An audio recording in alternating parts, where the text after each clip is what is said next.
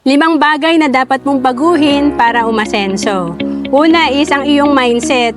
Siyempre lahat ng action natin, depende yan sa kung ano yung iniisip natin. Dapat i-guard natin yung mind natin at i-feed natin ng positive. At siyempre, naka-focus tayo dun sa goal natin. And then pangalawa, ang iyong habits. Siyempre, kung may mga bad habits tayo, palitan natin to ng mga winning habits kasi yung success natin depende yan sa ginagawa natin. And pangatlo, wag mong ikumpara ang sarili sa iba. Mahirap pag kino-compare natin yung sarili natin sa iba kasi iba-iba tayo ng progress sa buhay at talent. And pang-apat, mag-set ka ng bagong standard or goal sa iyong sarili.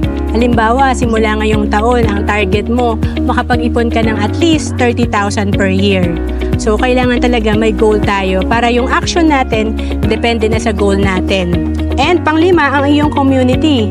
Huwag tayong sumama sa mga mahilig sa bisyo, negative, at talagang walang pangarap sa buhay. Dapat doon tayo sa positive community at makakatulong sa atin para ma-achieve natin yung goal natin at magkaroon din tayo ng mentor. To know more about savings and investment, message mo lang ako sa FB, Roan Celis Capistrano.